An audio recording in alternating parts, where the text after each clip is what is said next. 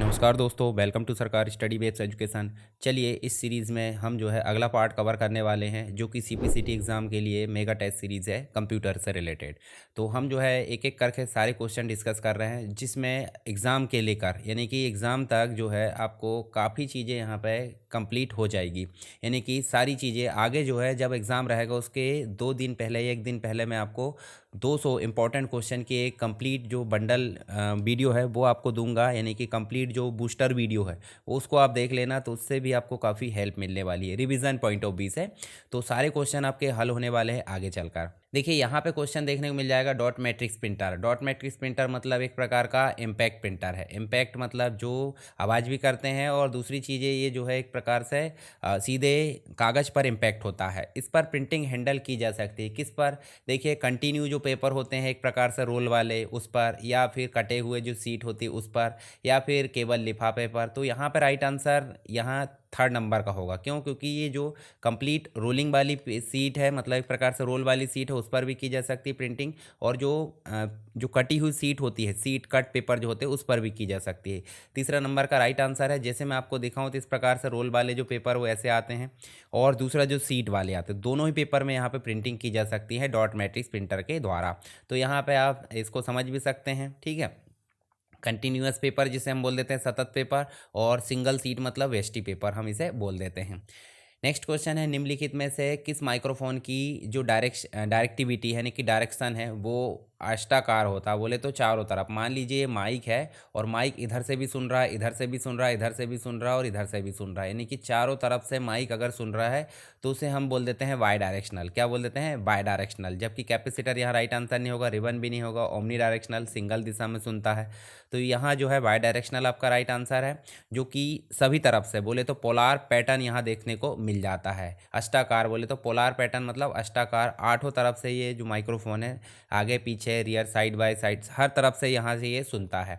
तो omni directional बोले तो यहाँ पे जो है सभी दिशाओं से ध्वनि ग्रहण करेगा। बाय डायरेक्शनल मतलब पोलार पैटर्न में ग्रहण करेगा। और यहाँ पे जो कैपेसिटर है, कैपेसिटर की अगर बात करते हैं माइक्रोफोन का प्रकार नहीं है, कंडेंसर बोल सकते हैं एक प्रकार से इसको हम। और उसके बाद ये जो आपका रिबन है, रिबन माइक्रोफोन का पैटर्न भी है, 8 फिगर होता है इसमें, लेकिन यह सही उत्तर नहीं होता है। तो सही उत्तर क्या है? सही उत्तर बाय डायरेक्शनल है। नेक्स्ट क्वेश्चन है, निम्नलिखित जो पावर पॉइंट प्रेजेंटेशन होता है यानी कि 2019 में, निम्न में से कौन सा जो है प्रत्येक स्लाइड का एक स्नैपशॉट प्रदर्शित करता है? तो हम देखते हैं, जैसे ये पावर पॉइंट है, पावर पॉइंट में एक मेन विंडो होती है जहाँ पे हम डिज़ाइन करते हैं, और यहाँ पे छोटे छोटे थंबनेल्स होते हैं। क्या होते हैं? छोटे छोटे थंबनेल्स होते हैं हर स्लाइड के। तो यहाँ पर राइट आंसर क्या हो जाएगा? Thumbnail slide. ठीक है, ये आप देख सकते हैं फर्स्ट नंबर का राइट आंसर। थंबनेल के द्वारा छोटे छोटे स्नैपशॉट है वो यहाँ पे प्रदर्शित किए जाते हैं। बाकी टाइटल का प्लेस होल्डर बोले तो शीर्षक के लिए उपयोग किया जाता है, सब टाइटल प्लेस होल्डर इसके नीचे। और कोलैप्स मतलब एक प्रकार से हाइड और शो करने के लिए इसका उपयोग किया जाता है। यानी कि एक्सपेंड मतलब दिखाना, और कोलैप्स मतलब छुपाना होता है। नेक्स्ट क्वेश्चन है, पावर पॉइंट में प्रेजेंटेशन लिखने और डिज़ाइन करने के लिए निम्नलिखित में से कौन सा मुख्य एडिटिंग व्यू है? तो व्यू अलग अलग प्रकार के होते हैं। जैसे एक होता है नॉर्मल व्यू, एक होता है आपका कौन सा जो आपके कंटेंट व्यू मतलब एक प्रकार से जो हेडिंग है आउटलाइन व्यू बोल सकते हैं इसे। एक हो जाता है आपका रीडिंग व्यू। अलग अलग प्रकार के व्यू होते हैं। तो रीडिंग व्यू से सिर्फ रीड किया जाता है। स्लाइड शो से रन टाइम पे दिखाने के लिए, स्लाइड शॉर्टर से जो है आपको जो स्लाइड है उसको मैनेज करने के लिए। बचा क्या? नॉर्मल। तो नॉर्मल में ही सारे काम किए जाते हैं एडिटिंग से रिलेटेड। राइट आंसर आपका फोर्थ नंबर का होगा। चलिए नेक्स्ट देख सकते हैं, पावर पॉइंट में व्यू टैब से master view group. Master view group में मुख्य रूप से 3 व्यू होते हैं। कौन कौन से? एक तो होता है स्लाइड मास्टर, एक होता है स्लाइड मास्टर, और एक होता है हैंडआउट्स मास्टर, और एक होता है नोट्स मास्टर। कितने होते हैं? 3। तो कौन सा नहीं होता है? तो लेआउट मास्टर यहाँ पे नहीं होता। राइट आंसर भी यही होगा आपका। नेक्स्ट क्वेश्चन है, ईमेल एड्रेस। ईमेल एड्रेस का पहला भाग। पहला भाग बोले तो जैसे मान लीजिए यहाँ पे मैंने लिखा, यहाँ लिखा मैंने, देखिए इस प्रकार से ये मैंने लिखा, और उसके बाद मैं लगा देता हूँ, और उसके बाद मैं gmail.com लिख देता हूँ। तो पहला भाग का मतलब ये, और ये कहलाता है आपका क्या? User name. क्या कहलाता है? User name. और यूज़र नेम कस्टमाइज़ होता है, परंतु कस्टमाइज़ होने के साथ साथ ये यूनिक होता है। यूनिक बोले तो अलग रहेगा, बोले तो हर एक व्यक्ति का अलग ईमेल आईडी रहता है। और ये सेपरेटर होता है का साइन, और ये होता है आपका डोमेन का नाम। तो पहला क्या है आपका? User name. पहला भाग है user name, domain name last वाला, मेल सर्वर जहाँ से मेल आईडी हमको रिसीव होती है, है, और सिस्टम नेम तो ऐसा कुछ नहीं, हमारे कंप्यूटर का नाम हम बोल सकते हैं। राइट आंसर आपका पहला वाला होगा। चलिए नेक्स्ट देखिए, यहाँ पे आप देख भी सकते हैं यूज़र नेम वगैरह जो भी हमने पहले भी बात की है इसके संबंध में। निम्नलिखित में से कौन सी एक कंप्रेशन विधि है, कंप्रेशन मेथड में भिन्नता है, बोले तो कंप्रेशन विधि है नहीं पूछा है, नहीं है पूछा है। तो पी के जिप भी यहाँ पे है, जी जिप भी है, सिक्योर जिप भी है, जबकि मी टू जिप यहाँ पे नहीं है। तो राइट आंसर आपका क्या होगा, थर्ड नंबर का यहाँ पे होगा। तो आप देख भी सकते हैं जैसे मी टू जिप बोले तो कोई प्रचलित कंप्रेशन मेथड नहीं है, जबकि सिक्योर जिप बोले तो जिप कंप्रेशन के लिए एक एनक्रिप्टेड वर्जन है।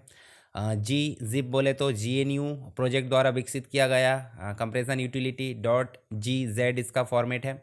और पी के जिप मतलब एक प्रसिद्ध कंप्रेशन यूटिलिटी है जिप फॉर्मेट बनाने के लिए। तो ये भी आप यहाँ पे समझ सकते हैं। और कहाँ पे देखिए, यहाँ पे जी जिप यूनिक्स लाइनेक्स में लोकप्रिय है, और पी के जिप जो है जिप फॉर्मेट के लिए टूल है, इसका आप जो है एक्सटेंशन भी देख सकते हैं तीनों का।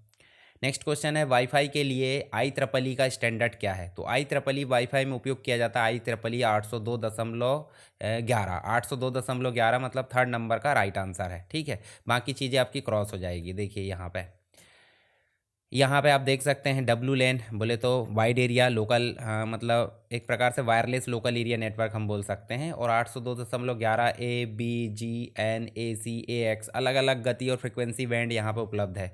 और वाईफाई एलियांस इन मानकों को अपनाकर वाईफाई नाम से प्रमाणित करता है। ठीक है, और बाकी चीज़ें यहाँ पे ये हमने देखे लिए थे, थर्ड नंबर का राइट आंसर है। जब कोई ईमेल भेजा जाता है तो वह उस कंपनी से संबंधित खाली स्थान को जाता है जिसने मेल एड्रेस या ईमेल एड्रेस जारी किया है। तो जब भी मेल भेजा जाएगा, मान लीजिए यहाँ से मेल भेजा गया, यहाँ से ए के द्वारा बी को मेल भेजा गया है, तो बी को डायरेक्ट मेल नहीं जाता है, तो वो कहाँ जाएगा, सबसे पहले वो यहाँ पे एक सर्वर के पास जाएगा। सर्वर उसको फिर जहाँ डेस्टिनेशन में भेजना है वहाँ भेजेगा। तो सर्वर बोले तो यहाँ पे मेल सर्वर के पास में ये पहले जाता है, उसके बाद सामने रिसीवर के पास में जुड़ा मतलब एक प्रकार से रिसीव हो जाता है। तो देखिए यहाँ पे जो उस कंपनी के मेल सर्वर पर जाता है जिसने ईमेल एड्रेस जारी किया है, और मेल सर्वर ईमेल को प्राप्त करता है, स्टोर करता है और उसे सही प्राप्तकर्ता को भेज देता है। ठीक है, जैसे user@gmail.com, तो ईमेल सबसे पहले गूगल के मेल सर्वर पर जाएगा। क्लाइंट मतलब प्राप्त करने वाला एक प्रकार से जो रिक्वेस्ट कर रहा है। नेटवर्क तो एक कंप्लीट रूप से कंप्यूटर का ग्रुप है, और एक प्रकार से ग्रुप मतलब मेलिंग लिस्ट हो सकती है। नेक्स्ट जो है प्रोसेसर डिज़ाइन के संबंध में CISC का विस्तारित रूप क्या है, कंप्लीट रूप से इसका फुल फॉर्म क्या है। तो इसका फुल फॉर्म है कॉम्प्लेक्स इंस्ट्रक्शन सेट कंप्यूटर, एक प्रकार से हम बोल सकते हैं। फोर्थ नंबर का राइट आंसर है, फोर्थ नंबर यहाँ पर राइट आंसर आपका। तो CISC मतलब complex instruction set computer processor design की एक आर्किटेक्चर है। इसमें एक ही निर्देश कई लो लेवल ऑपरेशन को निष्पादित करता है, जैसे कि मेमोरी एक्सेस है, अर्थमेटिक ऑपरेशन है आदि। इसका उद्देश्य प्रोग्रामिंग को सरल बनाना, कम निर्देशों से अधिक कार्य करना। उदाहरण के लिए इंटेल x86 आर्किटेक्चर एक प्रमुख CISC आर्किटेक्चर है। लैपटॉप ठीक से चालू होता है और उसके बाद स्क्रीन पर एक विकृत बोले तो ख़राब इमेज आ जाती है, मतलब इमेज रेजोल्यूशन ख़राब हो जाता है। तो ये समस्या किससे संबंधित है, सिंपल सी बात है, डिस्प्ले से संबंधित। और डिस्प्ले से संबंधित है मतलब ग्राफिक्स कार्ड बोले तो GPU से संबंधित। तो यहाँ पे क्या है, ग्राफिक्स कार्ड में समस्या आएगी, तो इस प्रकार की समस्या आने वाली है डिस्प्ले में। तो ईथरनेट यहाँ पर नेटवर्क के लिए हो जाता है, साउंड कार्ड साउंड के लिए, माइक्रो कार्ड ये इस प्रकार का कोई कार्ड नहीं होता है। नेक्स्ट MS एक्सेल जो व्यंजक है, नहीं फॉर्मूला है पर म्यूट जो है पर म्यूट एक प्रकार से 83, इसका मान क्या होगा। तो इसका मान अगर देखें तो हम हल करके देख लेते हैं। यहाँ पे देखिए इसका जो फॉर्मूला आप देख सकते हैं। बाकी N बोले तो कुल वस्तुएं, और K मतलब चुनी हुई वस्तुएं। ठीक है, मतलब कुल वस्तुएं 8 है और चुनी हुई वस्तुएं कितनी 3 है। और इसका जो एक्सप्लेनेशन है, मतलब यहाँ पे अगर देखें तो हल देखोगे तो 336 आने वाला है, मतलब 8 गुणा 7 गुणा 6 इस प्रकार से ये जो है आंसर आ जाएगा। और यहाँ इसका आंसर 336 आने वाला है। ठीक है, तो इसको आप ध्यान में रख सकते हैं। कुछ फंक्शंस ऐसे भी आ जाते हैं जो हमारे पहुंच से दूर होते हैं, तो आप कोई दिक्कत नहीं, उनको जो है आप देख लीजिए यहाँ पे, और नहीं आए तो कोई दिक्कत नहीं। 52-53 नंबर के क्वेश्चन में से आपको अगर 2-3 नहीं भी बने तो भी जो है 50 नंबर आपके कंप्लीट होने वाले हैं। नेक्स्ट यहाँ पे देखिए 11, तो परम्यूटेशन इसका कोई मान नहीं है। 24 भी यहाँ पे इसका लागू नहीं होता है। 56 भी यहाँ पे नहीं होगा। बाकी 336 यहाँ पे राइट आंसर है। पर्ल जो है, पर्ल स्क्रिप्ट के लिए फाइल फॉर्मेट क्या है। पर्ल स्क्रिप्ट के लिए फाइल फॉर्मेट .pl है, पहला नंबर का राइट आंसर है। यहाँ देखिए जो पी एल है .pl इसका एक्सटेंशन से सेव की जाती है, स्क्रिप्ट .pl, प्रोग्राम .pl मतलब पर्ल लैंग्वेज फाइल हो जाती है। इन फाइलों को पर्ल इंटरप्रेटर द्वारा चलाया जाता है। तो यहाँ पे हमने देखे कुछ इंपॉर्टेंट क्वेश्चन जो कि आपके एक प्रकार से कंप्लीट सीरीज चल रही है उसके अंतर्गत एक पार्ट था। इसी प्रकार हम जो है आगे कुछ और पार्ट को कवर कर लेंगे आपके एग्जाम के पहले, और आपको एग्जाम में काफ़ी हेल्प होने वाली है। किसी प्रकार का डाउट आता था आप मुझे कमेंट बॉक्स में बताइए। वीडियो पसंद आता तो वीडियो को लाइक कीजिए और अपने दोस्तों के साथ शेयर करना नहीं भूलना है।